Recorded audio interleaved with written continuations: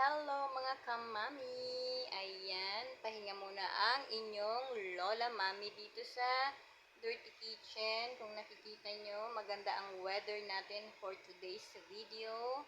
Natiklop ko na yung last na nilabhan ko kahapon, tuyo na. Ayan, nasa fishnet na siya. Yung mga laman ng aking basket ay gamit ni Tali. So, pag umakyat kami, isang bitbitan na lang ang mami dahil ang kamay ay masakit. Nakapag-breakfast na kami, hindi na siguro kami mag-lunch for today. Dahil mabigat yung aming kinaing burger. Super ang kanyang mga palaman, kaya hindi na kami siguro magla-lunch. Nakapaglinis na ako ng kitchen. So, ayan mga kamami. At ang akin nasa likod, yung mga puti na damit ni Tali, binabad ko uli sa powder at sunrocks.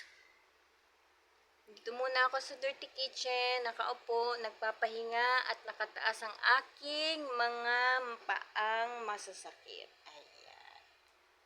Huwag nyo nang intindihin yung aking pedicure dahil hindi pa ako nakakapunta sa parlor dahil wala po akong kasama, laging busy si kapatid. At yung background ko ay ayan, kita nyo, dahil nasa Dirty Kitchen ako. Pinunasan ko pala yung aming pantry ng mga condiments. So, ayan. Ito lang muna ang maya-update ko sa inyo. Nandito ako sa Dirty Kitchen. Mamaya, papasok na ako sa loob. Ito nga palang kalabasa na nabili ni kapatid kahagabi. Yan. 120 daw yan. More than 1 kilo. At iyan ay lagkitan. So, masarap yan na gataan at lagyan ng sitaw at meron kaming pritong Gigi. Baka yun na lang ang isahog. Kasi ang sabi ni kapatid, gusto niyan lagyan ng crab. Ang kaso, yung problema nga ay hindi ako pwedeng kumain ng mga seafoods dahil sa aking, alam nyo na, ang iniindang sakit ni Mami. So, mainit ngayon. Kita nyo naman sa bubong ng ating kapitbahay. Mainit. Pero may hangin. Ang plano ko, yung mga halaman dun sa pot, gusto kong maglipat. Kaya lang problema, wala kaming available na malalaking pot. Nakatanim lang sila sa lalagyan ng ice cream. Kukunti yung soil niya, kaya unti-unting lumalabas yung kanilang mga roots, mga ugat nila, namamatay na sila. And kanina nga pala, mayroon kaming nahuling ibon. Dumikit siya sa trap ng mouse. Yung pandikit ba? Alam niyo ba yung Baygon? Nakalagay siya doon.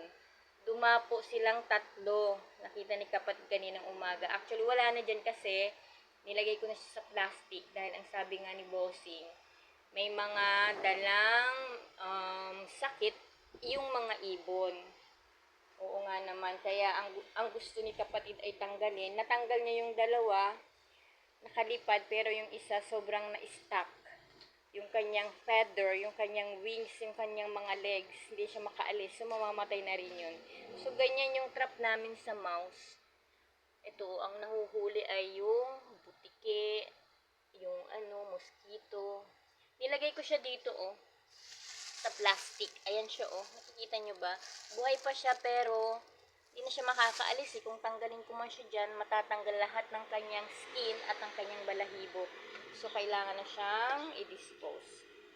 Yung aming tambakan dito, ito mamaya ibababa doon sa baba, itong mga empty boxes. Tsaka itong aking mga halaman at halaman ni kapatid, ayan Gusto ko siyang ilipat sa ibang pot. Itong mga ito naubos na dahil kinuha ko yung soil. Nilipat ko dito sa sili. Ang problema, umaapaw, tas ang tigas ng lupa. Dry na siya, kailangan kong diligan pero hapon na lang. Ito gusto kong ilipat sa ibang pot. Kung makakalabas kami mamayang hapon, bibili ako ng mga kahit 3 pirasong malalaking pot. Mura lang naman yun. Ayan kasi ito, may kalamansi. Dayap ba o kalamansi? Tumubo siya dyan. Gusto ko siyang ilipat, baka sakaling makapagpabuhay kami.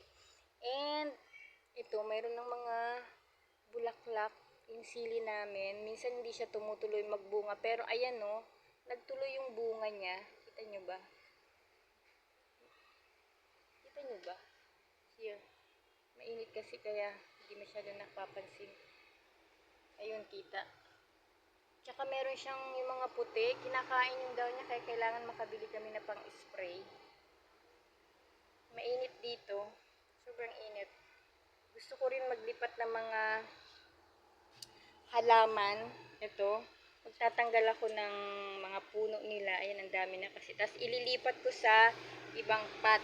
At saka, ito nga, yung sinaboy namin dito na buto ng papaya, ayan, umusbong na sila. And meron ng malalaki. So, kailangan ko na siyang ilipat. Ito, oh.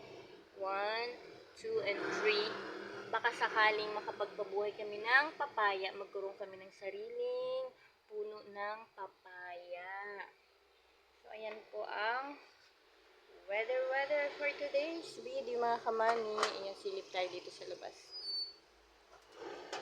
So, yun ang ating baba. Kung nakikita nyo yung dalawang sack ng soil doon, yun yung gagamitin ko na panglipat.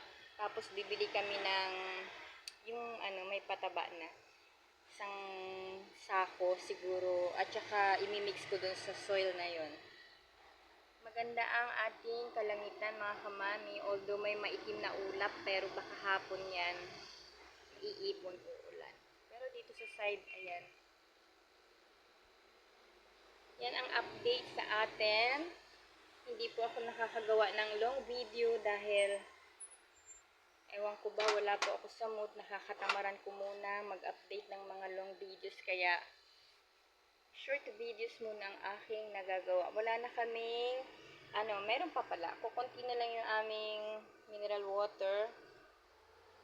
Baka bukas, ayan, magpapa-order na naman si kapatid. Ayan, 1, 2, 3, 4, 5. 5 na yung naubos.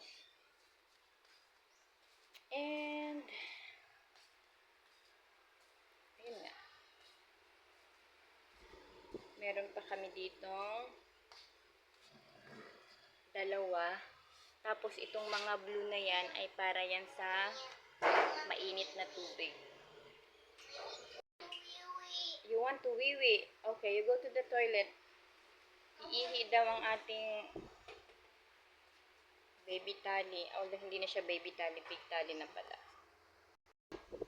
So, ayan. Tapos na natin asikusin si Talia. Tapos na daw siya mag-wee-wee. Ito nga palang lemongrass na bili ni kapatid. Ayan. May 4 days na siya rito. Na-dry na kasi hindi naman nagamit. Sabi ko, nung nagluto ako ng tinola, ilalagay ko yan. Pero, nakalimutan. So, ayan ang ating kitchen. Malinis na. Paglinis tayo ng ating dirty kitchen. Kaya ang video natin ay about dito sa ating dirty kitchen, mga kamami. Okay. See you again sa susunod na ating video. Upo ulit si Mami dahil itataas ko ulit ang aking mga paa. Thank you for watching, mga kamami. See you in my next one. Bye!